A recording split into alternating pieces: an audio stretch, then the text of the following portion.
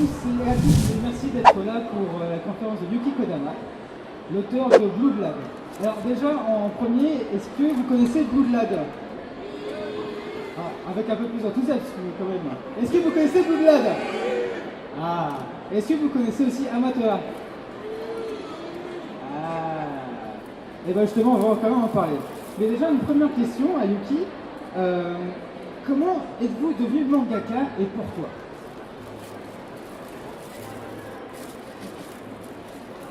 もともと 3D のアニメーションを作るに学校に来たんですけども、ここで挫折しまして、卒業制作の時に書いた絵コンテが個人的に楽しかったので、そういうのを一人でやれる職業にしたいと思ったのが、思って、それは漫画だと思いますが、目指すことになりました。 Alors, moi à la base je voulais faire des dessins animés en 3D, donc je suis rentré dans une école d'infographie. Malheureusement au cours de mes études je me suis rendu compte que c'était pas du tout ce qu'il me fallait, que j'étais pas du tout fait pour ça.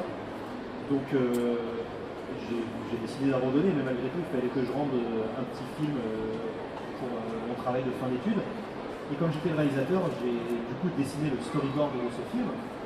Et en dessinant donc l'histoire du film, je me suis dit, mais c'est vachement bien en fait de dessiner des histoires tout seul. Et je me suis dit, voilà, c'est ça que je veux faire. Et de fil en aiguille, j'en suis venu à me dire que si je voulais dessiner tout seul des histoires, il fallait que je devienne dessinateur de manga. C'est comme ça que j'ai décidé de devenir dessinateur de manga. D'accord.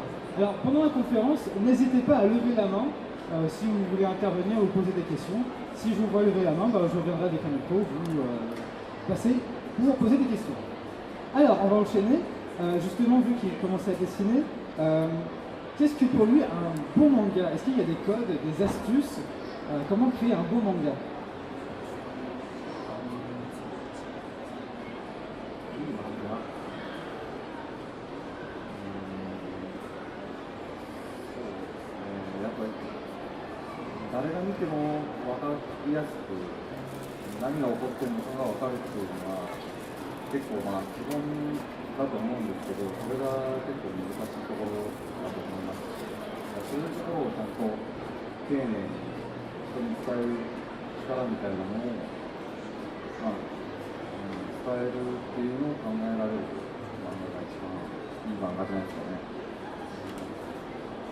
Alors ce que je pense c'est qu'un manga, pour que ça marche, il faut qu'il soit accessible à tous. Donc il faut parvenir à mettre en page une narration claire, d'avoir un propos qui est simple, qui rebutera personne et qui est facile à lire. Donc je dirais que la principale qualité quand on veut réaliser un manga, c'est de le rendre accessible, compréhensible et facile à lire. Est-ce qu'il pense avoir réussi le challenge avec Blue Blood?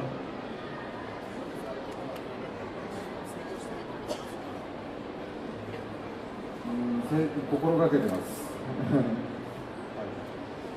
tout cas, je fais tout pour. Et est-ce qu'il fait des recherches sur Blue Blood, sur l'univers des vampires, sur les monstres en fait qu'il crée et qu'il a sûrement vu ailleurs? Combien de temps ces recherches lui prennent-ils? Et surtout, quelles sont les étapes pour faire toutes ces recherches et créer tous ces monstres et créer cette histoire en fait?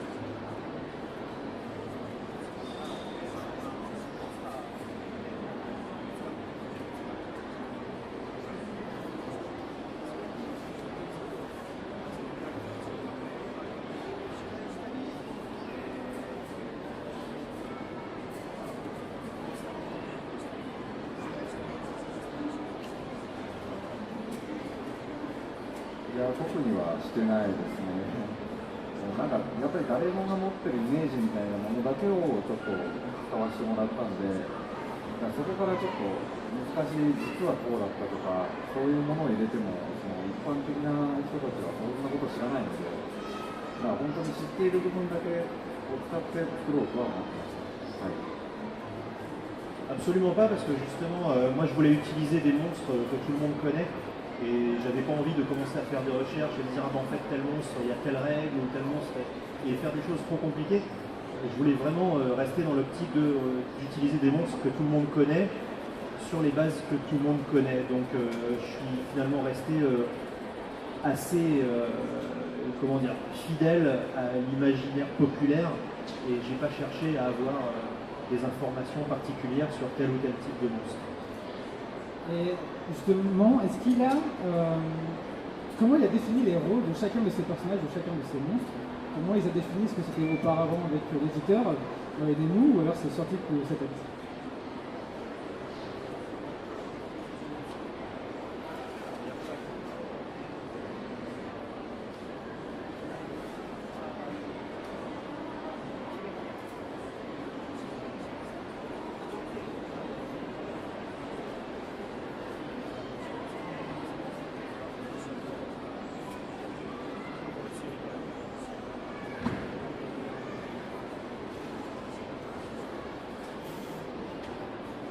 そうですね、担当さんと今回こういう話になりますみたいなのは、毎回打ち合わせをするんですけども、でその打ち合わせをした後に僕がネームを書くんですね。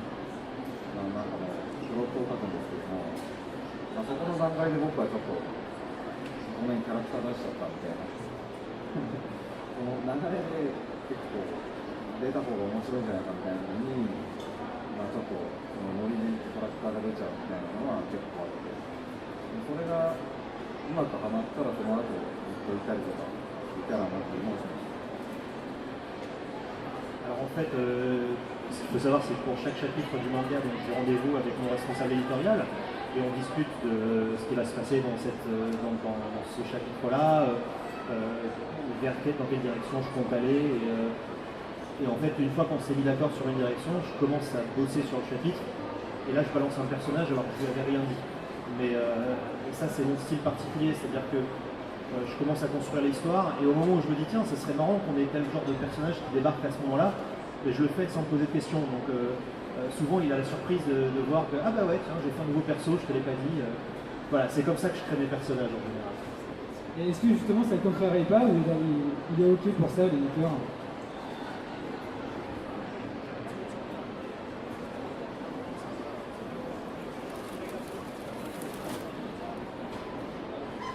もしかしたらイライラしてるのかもしれないんですけども、大抵は、いいじゃないですか、面白いですよみたいなことを言ってくれる人ですね。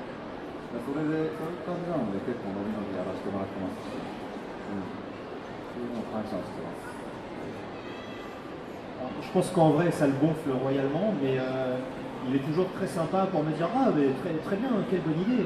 Et non, en fait, plus sérieusement, j'ai vraiment la chance d'avoir un responsable éditorial qui me fait confiance et qui me laisse vraiment lancer l'histoire de manière un petit peu originale par rapport à ce qu'on avait décidé, et ça me permet d'improviser, ce qui donne l'occasion à l'histoire de se propager comme ça un peu toute seule et de lui donner ce sentiment de liberté et de renouveau.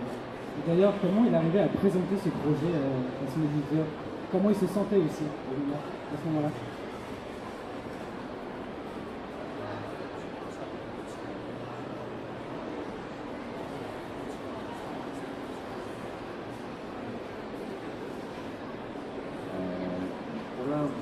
出版社に持ち込んだわけではなくて、連載をする場所があるから書いてくれないかっていう持ちかけで決まったので、その時は本当に何を書くかっていうこれを書くかは決まってなかったので、そこからそうですね、面白いのを書きたいなっていう感じでひねり出した感じですね。Alors en fait, ce n'est pas moi qui suis allé voir un éditeur pour lui présenter le projet de Blood Lab. C'est un éditeur, c'est l'éditeur donc Kadokawa, qui est l'éditeur japonais de Blood Lab, qui est venu me voir en me disant voilà, on va sortir un nouveau magazine et on aimerait que tu publies dedans, est-ce que ça t'intéresse? Et moi j'avais aucune idée de ce que j'allais dessiner et je me suis pointé dans ce magazine, j'avais rien, et au final je me suis dit bah tiens, si je faisais cette histoire, et voilà, Blood Lab est né un peu comme ça, c'est pas moi qui l'ai apporté, c'est une occasion qu'on m'a présentée de faire un nouveau manga et il est né comme ça. Et dans Blood Lab, justement, l'humour est omniprésent. Comment est-ce qu'il travaille cet humour-là, les gags? Est-ce qu'il y a des ressorts comiques à éviter complètement ou alors ça vient naturellement? 僕の好きだったり、んなが分かりそうなメジャーな作品のオマージュだったりを、そうですね、コメディにするのが僕は好きですし、やっちゃいけないのはやっぱり僕自身がちょっとその作品を貶めるようなギャグだったり、ちょっとやっぱりリスペクトというか尊敬してるものを大体オマージュさせてもらってるので、それがないものはあんまりしないように心がけてます。Alors, la manière dont je fais mes zones, mes gags, en général, c'est je prends un peu de distance à l'histoire et je me dis tiens, ce serait marrant qu'il se passe ça à ce moment-là, et je le fais. Voilà. Ça, c'est mon genre. J'aime bien trouver un petit peu la faille dans une situation et en faire une blague. Après, ce que j'aime bien aussi, c'est rendre hommage à d'autres séries que j'aime bien. Donc, je me dis, bah tiens, à tel moment, ça serait rigolo qu'il se passe ça comme dans telle ou telle œuvre. Et justement, en rapport à ça, les gags qui sont pas bons, enfin les gags que je m'interdis de faire parce que c'est pas intéressant ou que c'est pas pertinent, c'est justement des gags qui se moqueraient d'une autre œuvre mais sans la respecter. C'est-à-dire que là, c'est de la méchanceté gratuite et c'est pas du tout amusant. Donc, c'est pas du tout les directions vers lesquelles j'ai envie d'aller. Est-ce qu'il y a des exemples de gags qui ont été refusés en tête sur des, c'est une anecdote particulière en fait sur des gags?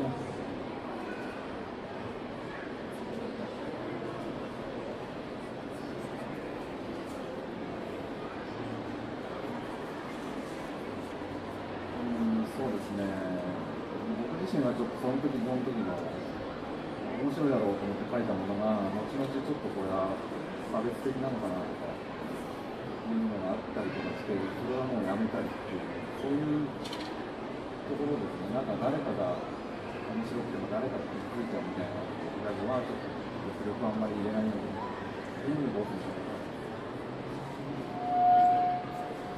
Alors, où ça m'est arrivé, mais pas que les gags soient refusés, que moi je revienne dessus et que je les efface. Par exemple, là, dans le feu de l'action, je vais me dire, ah bah tiens, ça serait rigolo, je vais rajouter tel ou tel gag. Et puis après, un peu plus tard, quand je me relis, je prends un peu de recul par rapport à ce gag et je me dis, ah peut-être que ça va pas plaire à tout le monde, ou peut-être que ça pourrait vexer certaines personnes, ou que ça pourrait être pris comme quelque chose de pas très agréable. Parce que le problème de l'humour, c'est que tout n'est pas drôle pour tout le monde, et il y a des fois où on peut faire des blagues qui vont faire rire certaines personnes, mais qui vont en blesser d'autres. Et j'essaye d'éviter ça. Donc c'est comme ça que moi-même, j'ai souvent coupé des gags par rapport à un projet et à un rendu final de chapitre. Et dans les gags, on voit aussi qu'il y a souvent des street gags qui sont quand même un genre de narration à part. Est-ce qu'il est plus libre dans ce format-là? Comment il le travaille en fait, ce street gag?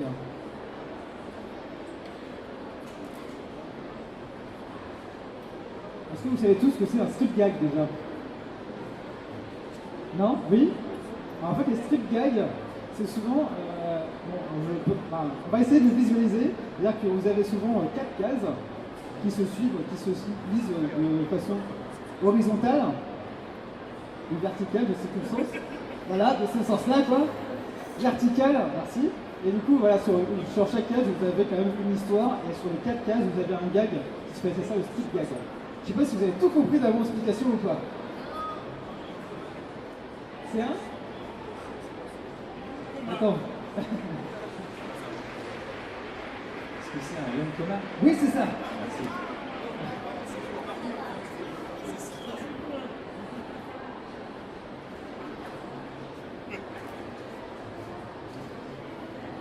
Donc, そうですね、4コマ漫画っていうのは、4コマで書くんだからすごい簡単だろうね。ちょっといろんな漫画の負けにもなってますし、簡単だろうと思うんですけど、いざ書くとなるとすごく難しくて、これ面白いのかなみたいなのが分かんないまま、ちょっと出しちゃったりみたいなのがあったりして、すごく、そうですね、こういう一列一列考えなきゃいけないから、すごく大変だと思います。Alors les petits mangas en 4 cases de fin de volume, c'est vrai que c'est un peu particulier à écrire, mais pour moi c'est finalement assez facile parce que comme c'est des bonus de fin de tome, pour moi c'est justement du bonus aussi, c'est-à-dire que ça me permet de me détendre, de faire des petites blagues et après avoir dessiné énormément de pages, faire 4 petites cases finalement c'est très simple et même si c'est vrai qu'il faut trouver le bon tempo pour faire le gag, bah, ça reste du plaisir et finalement moi ça sort assez naturellement. Du coup, Juste une oui, seconde. vas-y. En fait, j'allais demander. On peut peut-être applaudir Monsieur Kodama qui a fini son premier dessin. J'allais demander en fait à quoi joue-t-il. そうですね。ですし、結構友達ともやってたんですけど、だいぶ仕事の方が忙しくなってきたりして、なかなか全然できなくて、今ね、全然できてないんですけど、そろそろプレステ4を買おうかなと思います。 Alors oui, j'adore les jeux vidéo et j'y joue énormément avec mes amis. Malheureusement aujourd'hui j'ai beaucoup de travail, donc du coup je ne peux pas tellement y jouer, donc je suis un peu triste, mais je me dis que quand même il serait peut-être temps que je me fasse plaisir et que je m'achète une PlayStation 4 bientôt. Mais pour jouer à quoi?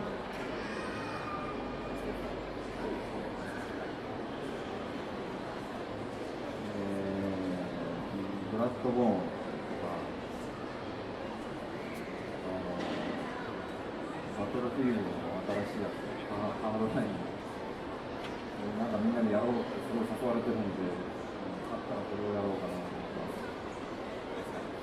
す。 Alors j'aimerais jouer à Bloodborne et le nouveau Battlefield Hardline, parce que tous mes potes me disent allez viens on va jouer ensemble, on va s'éclater, et à force de me faire solliciter comme ça, forcément on a envie de s'y mettre. Et justement, j'allais poser la question, mais est-ce qu'il est comme Staz, c'est un féru de manga, de jeux vidéo, et lesquels sont ses préférés?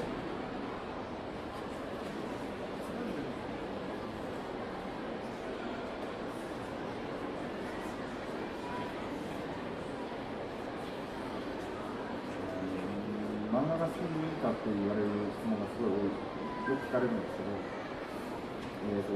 漫画を描くようになってからあんまりこう漫画を見なくなってしまって、やっぱり好きだった頃の漫画というか、自分がこう漫画を描きたいと思ったりする、絵を描きたいと思ったりするのの原点がやっぱりドラゴンボールだったんで、それは今でも好きですし、それはやっぱり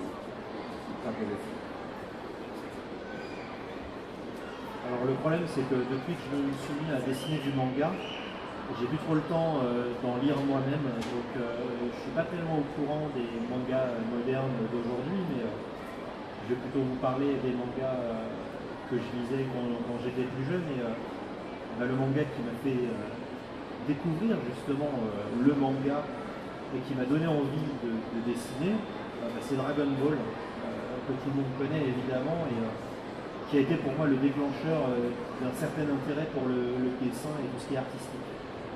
Donc Dragon Ball, ils ont des pouvoirs, dans Bloodlad, ils ont des pouvoirs. Si lui, il en avait un, qu'est-ce que ça serait?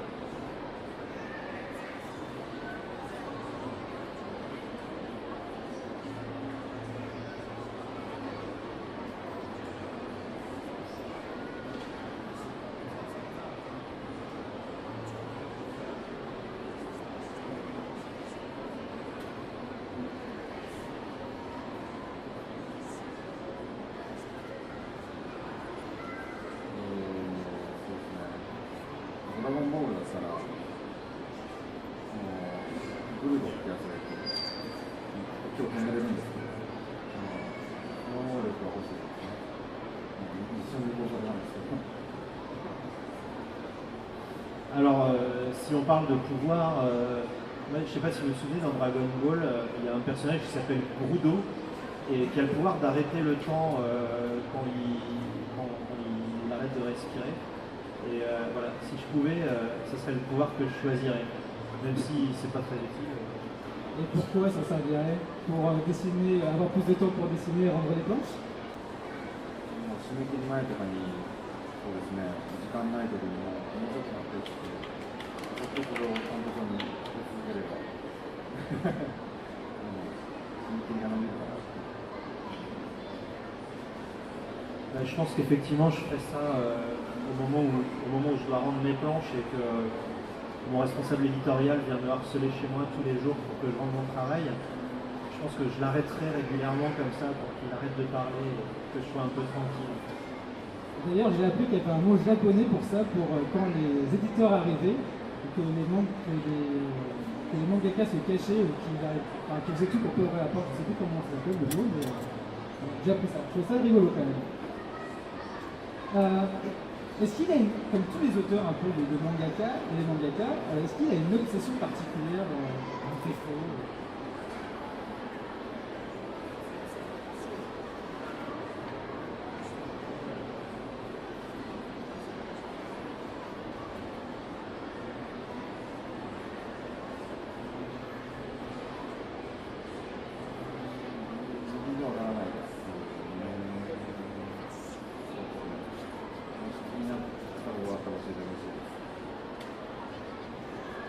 Malheureusement, je ne sais pas trop moi-même quelles sont mes obsessions. Il faudrait plutôt demander aux gens qui m'entourent parce que moi je ne me rends pas bien compte, malheureusement. Mais par rapport à son travail qu'il fait donc sur Blue Vlad et sur Amatola, qu'est-ce qui lui plaît particulièrement dans le travail d'être mangaka?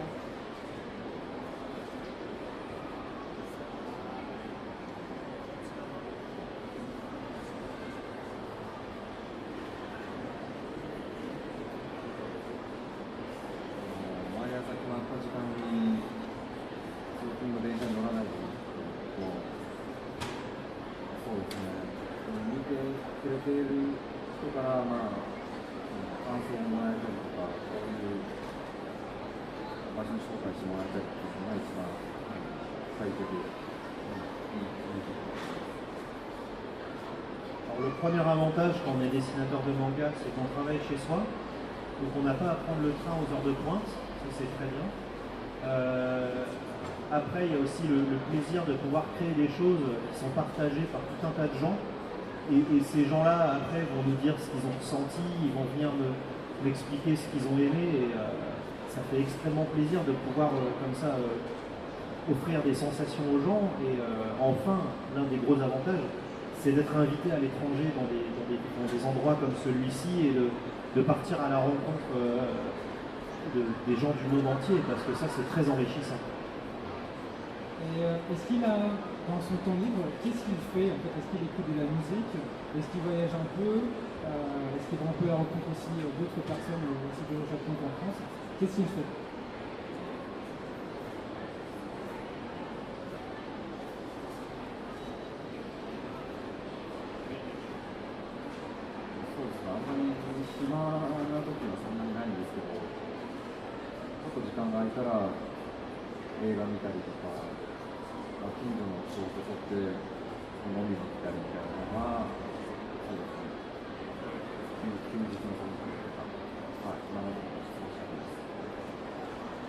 Alors on ne peut pas dire que j'ai beaucoup de temps libre, mais le peu que j'en ai, je fais des choses finalement assez banales. Je vais aller au cinéma, voir des films, ou je vais aller inviter des potes qui habitent pas très loin, et puis on va aller boire des coups, un peu comme tout le monde en fait.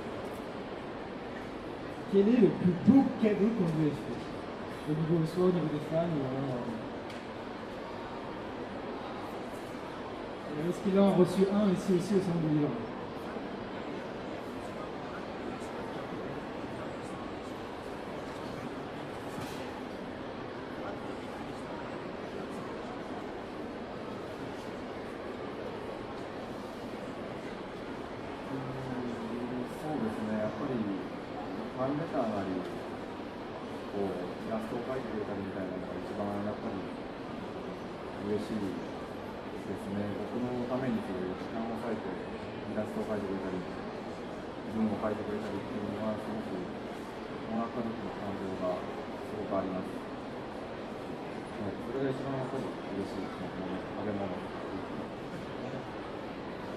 Alors les plus beaux cadeaux qu'on m'ait fait, ça reste les lettres de fans, parce qu'il y en a certaines qui sont vraiment très touchantes.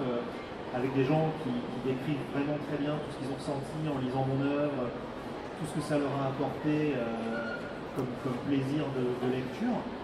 Et ça, c'est quelque chose qui me touche énormément. Donc je pense que c'est les choses les plus précieuses qu'on peut m'offrir. C'est l'appréciation de mon travail, bien sûr, mais je suis très content aussi quand on m'offre à manger. Et quoi à manger?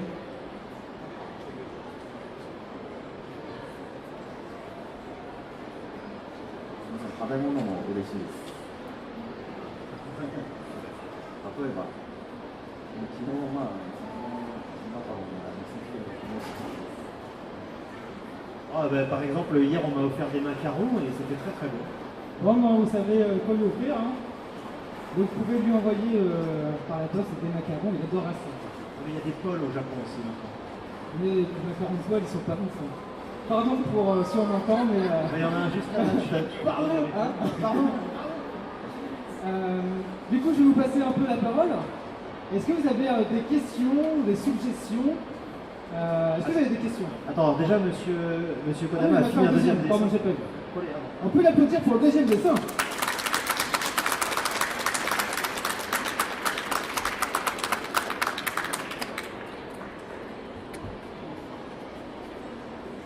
Alors, j'ai un trou de mémoire, mais je ne me rappelle plus comment il s'appelle. Celui qui est derrière, avec les lunettes, le lieutenant. Qui se fait toujours taper dessus. Est-ce que vous savez ou pas son nom? C'est Goyle. Ah, Goyle, c'est ça. J'adore ce personnage, il est complètement fou. Alors, est-ce que vous avez des questions à lui poser? Vous pouvez lever la main et j'arrive. Ok. Et elle arrive.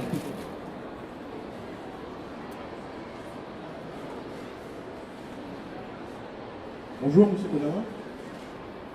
Alors en fait j'ai une question, c'est que normalement les mangaka, dans leur manga, ils mettent une postface et il me semble qu'il n'y en a pas dans vos mangas en fait. Est-ce qu'il y a une raison particulière pour ça ou bien pas du tout?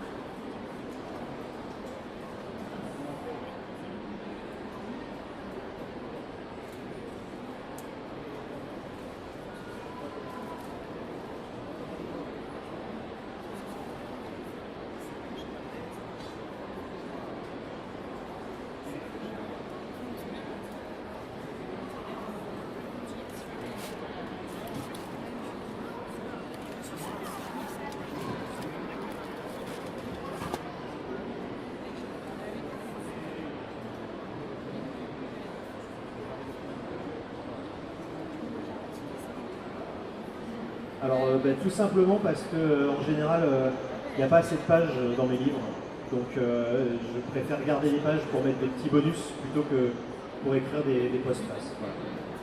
Est-ce qu'il y a une autre question? J'ai vu.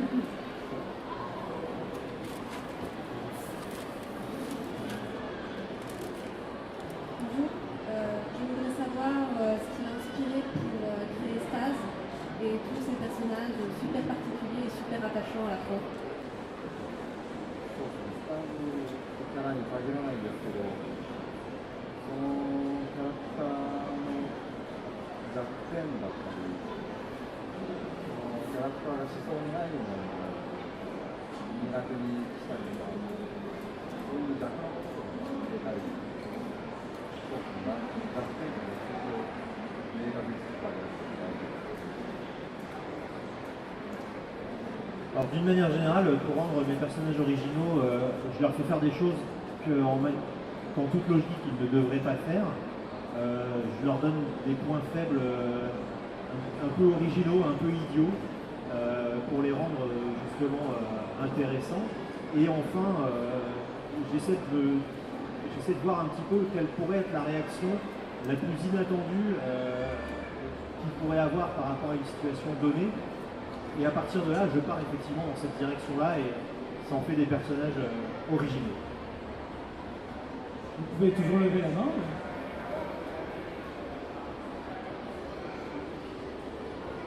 Bonjour, tout à l'heure vous parliez des nombreuses références au niveau des blagues, mais concernant le background, toutes les références des autres mangas ou des jeux vidéo, est-ce que ça vient directement à la plume ou est-ce qu'il les détaille au fur et à mesure des relectures avec un petit...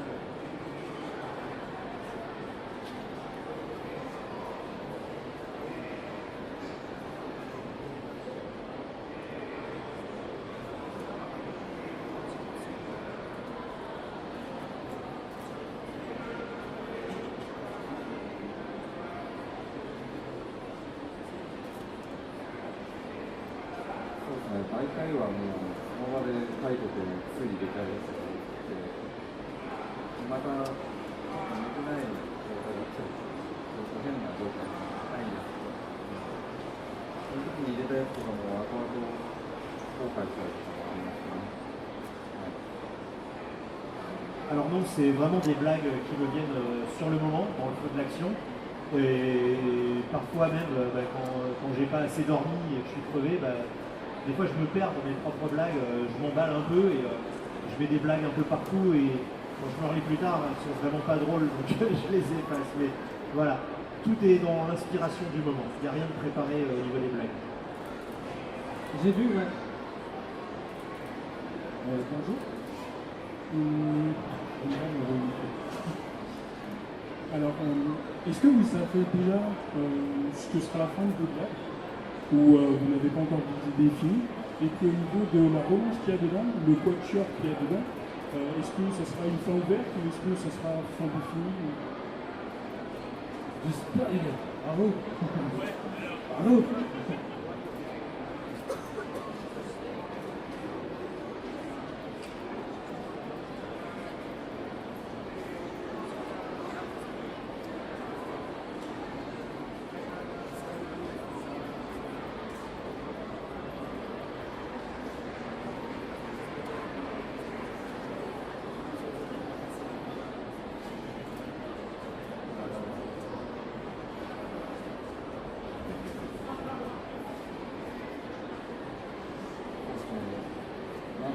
ってことに関してはもう決まってますし、それに向かっても書き進めているので、まあそうですね、エンディングは決まっているのと、その3人4人の関係ですけども、これも、今ここで言ってしまったら面白くないので、その書き進んでいる続きをぜひ見てください。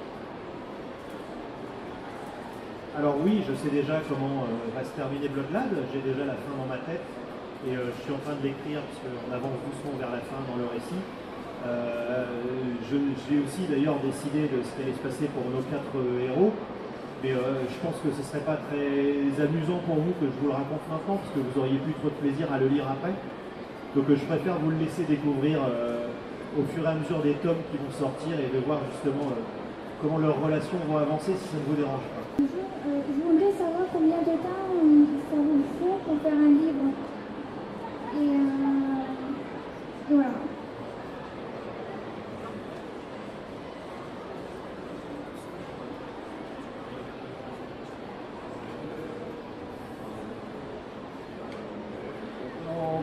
月刊連載で月に1本を32ページ書いてあって、そうですね、それが雑誌に載るっていうタイミングの大体半年に1回予約出せるっていうのが。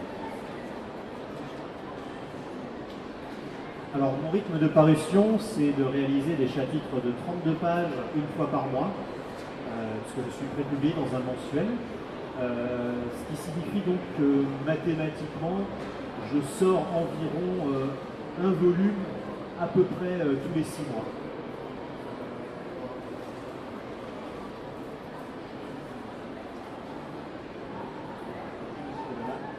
Donc Boogie Brack et Brad Brack et Bloodlad sont deux dérivés, donc deux spin-offs avec deux auteurs différents.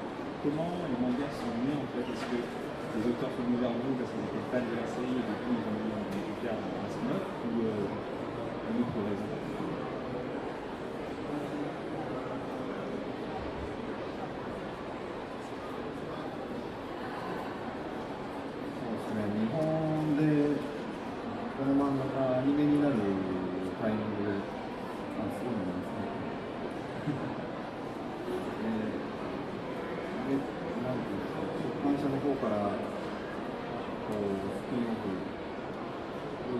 違ってもいいかと言われて、その書いてくれる子もこのまま好きだし、ちゃんと分かって書いてくれるんだよみたいなことを教えてもらって、それで見させていただいて、それですごく良かったので、そのままぜひお願いしますという感じになりました。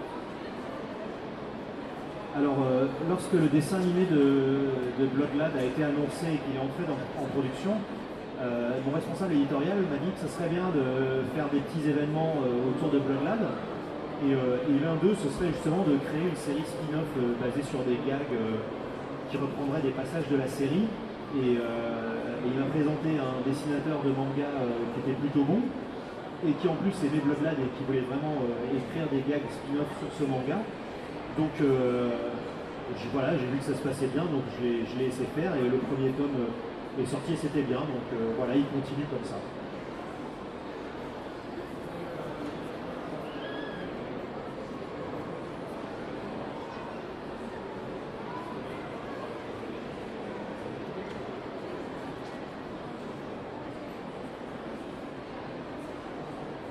Quel conseil il donnerait à quelqu'un qui veut se lancer dans le manga?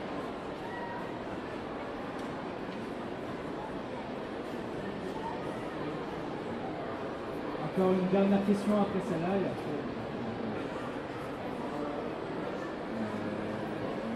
ごく環境が違うので分かりないか、日本でですか、日本で真ん中にあるのはもう本当に書き続けるしかないですね。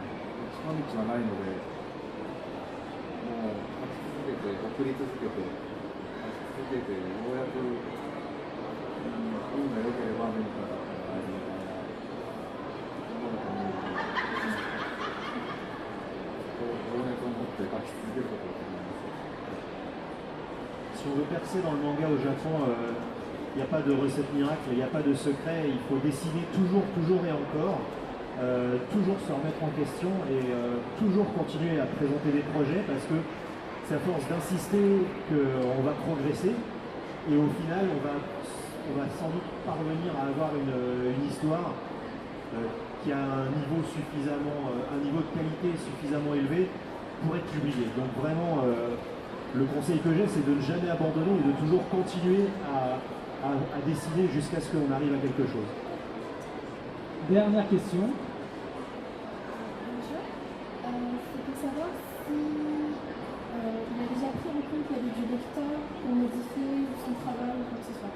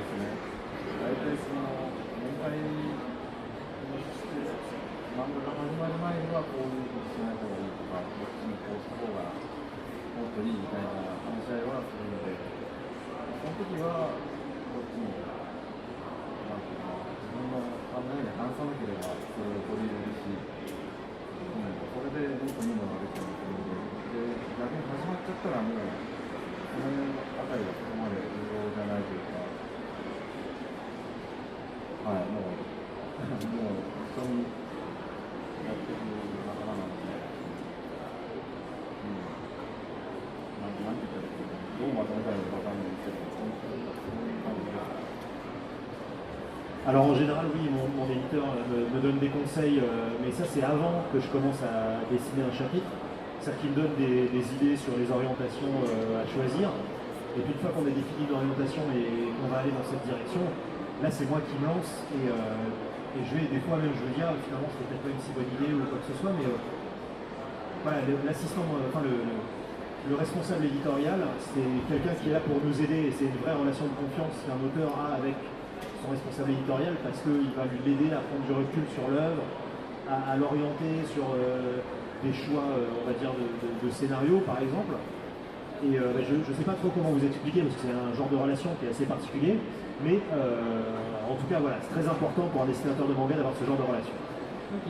Alors, je viens de voir qu'il avait filmé un autre dessin. Est-ce qu'il peut, ouais, est-ce qu'il peut nous le remontrer? Et on peut aussi l'applaudir.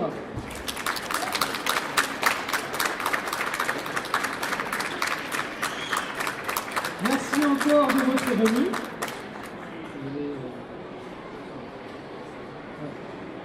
Alors merci encore d'être venu.